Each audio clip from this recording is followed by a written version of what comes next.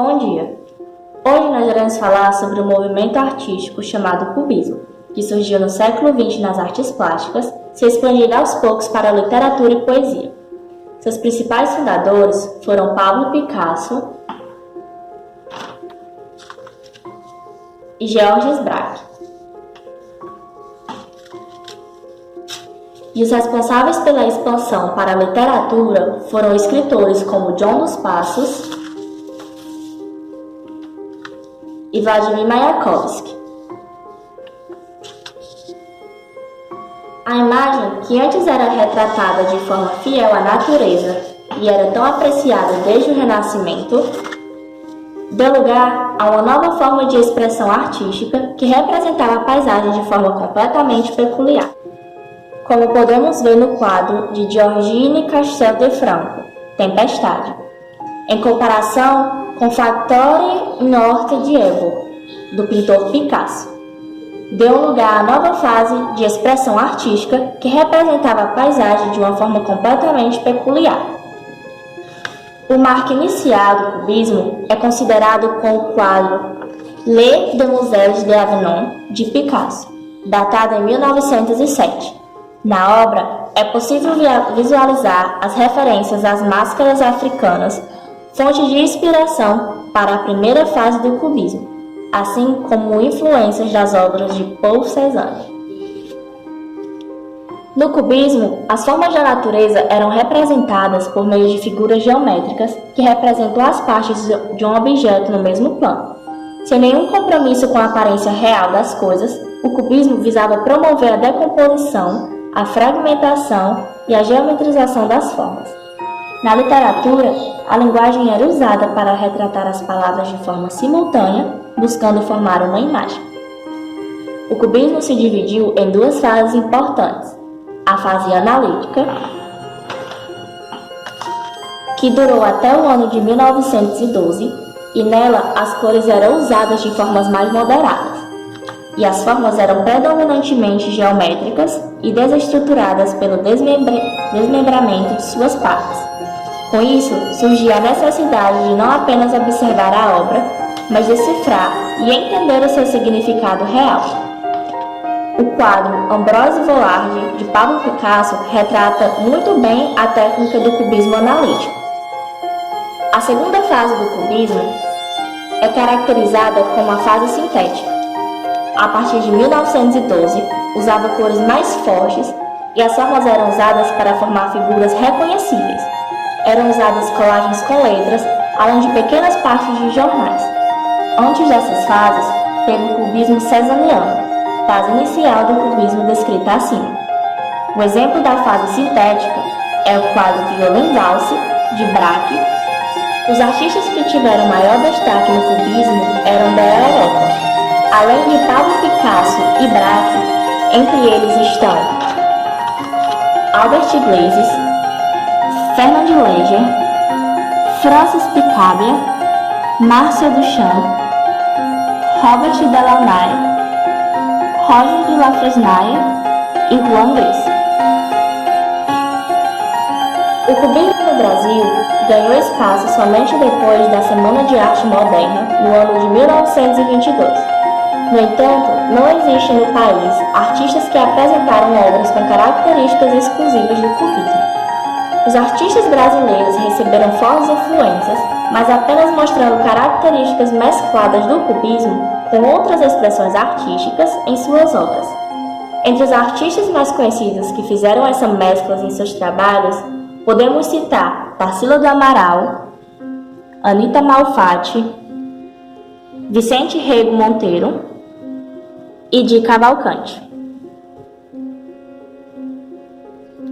As inspirações cubistas de Tarsila do Amaral podem ser vistas nos quadros. A Negra, criada em 1923, é uma pintura a óleo sobre tela, com 100 cm por 80 cm de dimensão. A pintora brasileira Tarsila do Amaral pertence à sua fase antropofágica e foi pintada quando ela estudava em Paris, aluna de Fernand Léger, e nasceu das recordações de sua infância, passadas entre as fazendas de café dos pais, período em que vivia cercada de babás. amas de leites e mulheres que ali trabalhavam. Quando pintou este quadro, ela vivia a descoberta da arte moderna. A monumental personagem que se aparece com uma escultura ocupa grande parte do plano pictórico. Encontra-se sentada no chão, com as pernas cruzadas e esparramadas, e mostra-se quieta e desalentada. A personagem apenas olha fixamente para o observador, nua, com um grande seio a despencar-lhe sobre a perna direita, enquanto o outro jaz oculto sobre seu roliço braço. A figura apresenta lábios grossos e cabeça desprovida de cabelos, mostrando uma dolorosa sujeição à vida. Claramente, na pintura estão presentes elementos do cubismo ao fundo da tela e a não necessidade de rigor em relação às formas. Em A Negra, temos a representação do ambiente tipicamente tropical brasileiro, com a folha de bananeira que atravessa o fundo da imagem. A obra Abapuru talvez seja o quadro mais famoso pintado por Tarsila. Criado em 1928, a tela foi um presente oferecido por ela para o então marido, o escritor Oswaldo de Andrade. A tela promove uma exaltação da cultura nacional e é bastante representativa da fase antropofágica da pintura, ocorrida entre 1928 e 1930.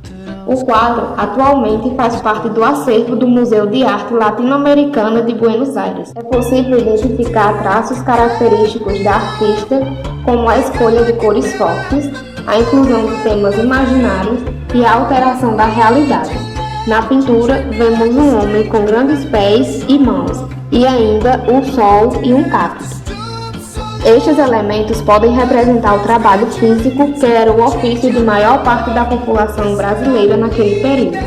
Por outro lado, a cabeça pequena pode significar a falta de pensamento crítico, que se limita a trabalhar com força, mas sem pensar muito, sendo então uma possível crítica à sociedade daquela época.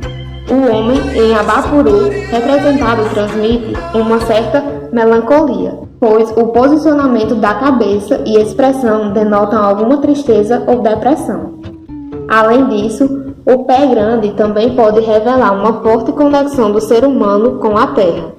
Quanto às cores usadas em Abapuru, parece haver uma clara alusão à cultura brasileira, pois há destaque para o verde, o amarelo e o azul, cores predominantes da bandeira do Brasil. O cacto faz uma referência à vegetação de regiões secas, como é o caso da nordestina, e o sol simboliza a dura rotina do trabalhador rural.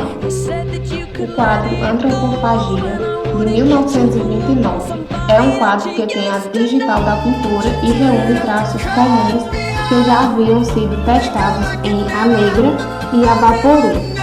Há quem considere o quadro de fato uma fusão das duas pinturas.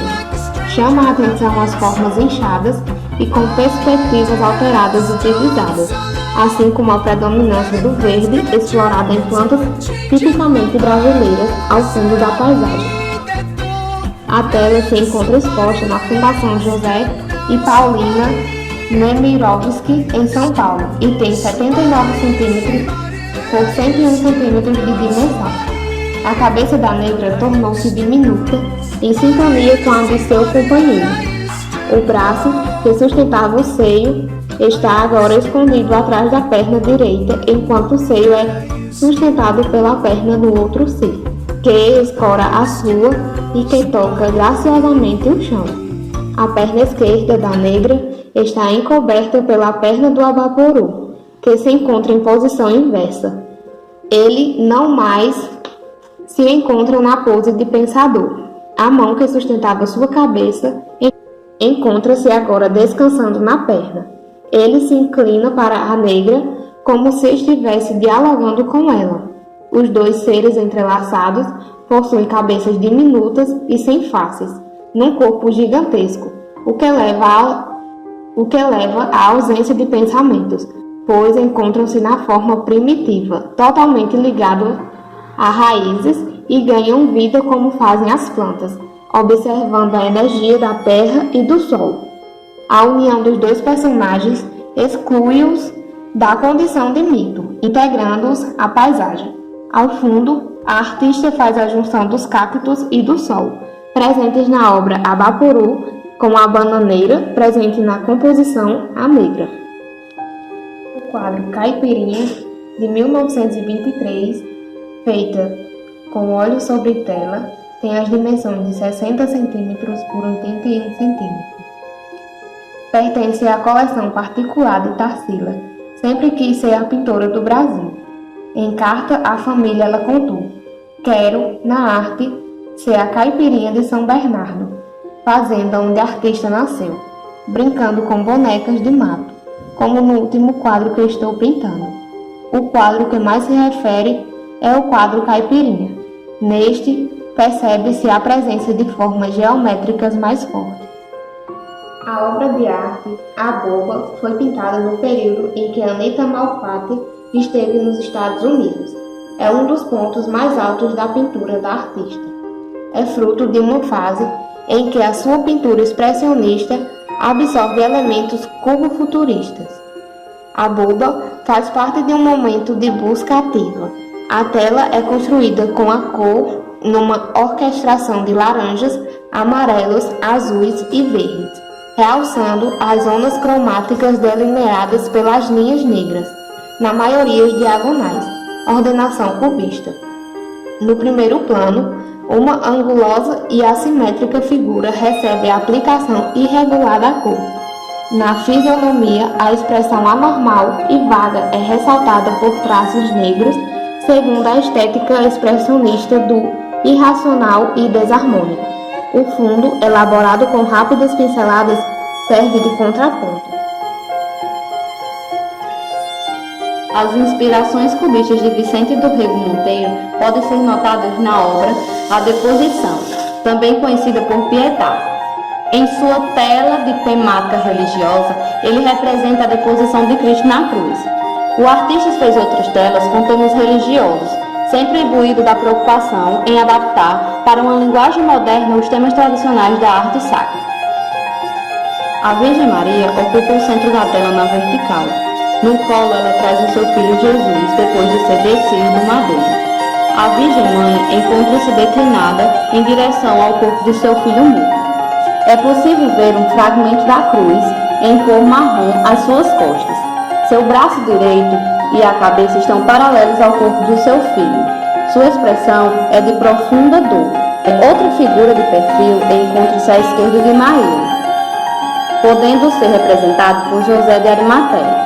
Sua cabeça na vertical está alinhada com a de Jesus, também na vertical, e com a da Virgem na horizontal.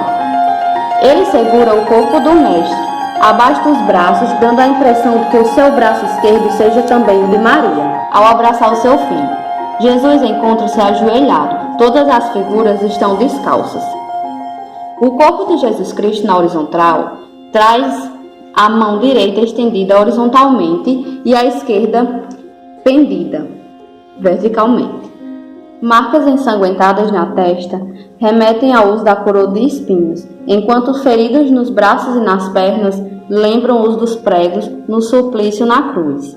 Seus olhos estão abertos e de cada um deles brota uma lágrima de sangue. De sua boca fechada também escorre sangue no canto direito. Seus pés, que pendem ao colo de Maria, parecem não tocar o chão. Em razão da proximidade, as três figuras formam um único bloco, como se tratasse de uma escultura. A ausência do pescoço, o formato das mãos e dos pés, assim como os seios e as patelas, representadas por pequenos ciclos, e também a cor terrosa remetem à arte marajoara. Pela presença de nuvens que despontam, conclui-se que se trata do anoitecer. A composição Figura Sentada é uma obra do pintor brasileiro Vicente do Rego Monteiro, que nutria grande interesse pelas culturas primitivas, conforme comprova a tela em questão. Nela, o artista demonstra a associação dessas culturas com as vanguardas históricas europeias. A figura representada é um nu feminino frontal, que se encontra numa postura típica dos deuses indígenas, e na sua tela o pintor unifica elementos da arte da ilha do Marajó. apreendidos através dos estudos das cerâmicas da região, com as artes assíria e egípcia, estudadas nos museus europeus. O artista, mais uma vez, faz o uso da geometria para compor o seu trabalho, que assim pode ser descrito: o rosto retangular, braços formando um círculo e seios e patelas circulares. O corpo da figura é volumoso e possui um formato arredondado. Os cabelos escuros descem até a altura do ombro, enquanto uma franja reta cai pela sua testa. Seus braços cruzam no topo da cabeça e envolvem-na. Os traços do rosto são diminutos em relação ao corpo, e a cabeça está encaixada no tronco, sendo a pintura em tom terroso, características essas próprias da arte marajoara. E embora se encontre nua, a figura feminina é destituída de qualquer tipo de sensualismo, deixando patente sua posição de ídolo e seu caráter decorativo. Seus braços e pernas cruzados, em posturas similares, formam uma simetria horizontal. De cada lado da figura está uma ave. Elas são exatamente iguais, formando uma simetria vertical. A linha sinuosa que esboça o tronco da figura da mulher é similar das aves, como se ali pudessem ser encaixadas. As aves mostram a influência da cultura egípcia no trabalho artístico. A luz que é projetada sobre as figuras advém do canto inferior esquerdo da tela, pois deste lado a claridade é mais intensa nas figuras, sendo que o lado esquerdo está coberto por sombras.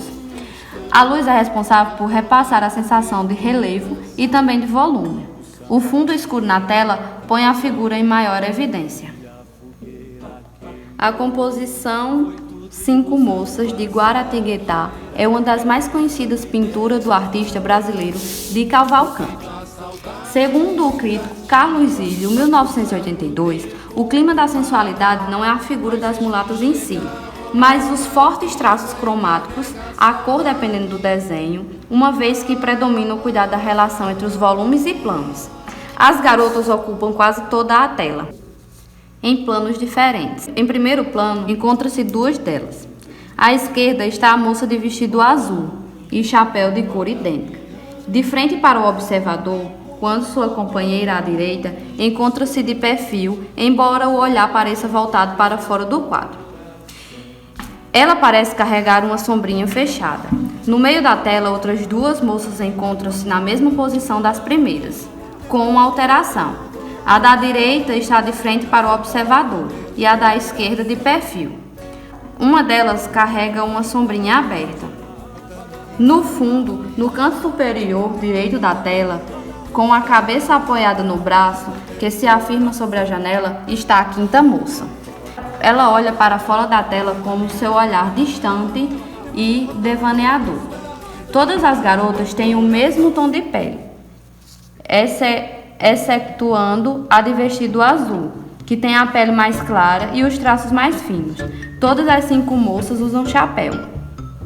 A presença de uma parede descascada mostra o local onde encontramos as personagens. É muito simples, mas mesmo assim provido de encanto. No quadro há fortes contrastes cromáticos.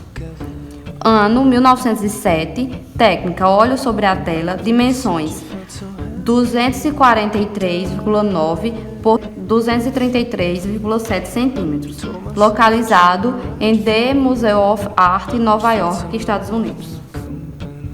Podemos fazer comparações entre esses dois quadros, no qual vamos ter as cinco moças de Guaratinguetá, comparando com as Les Demoiselles de Avignon, de Picasso, onde elas vão estar dispostas em posições parecidas, como nós podemos observar que essa está em posição parecida com esta que está aqui na lateral.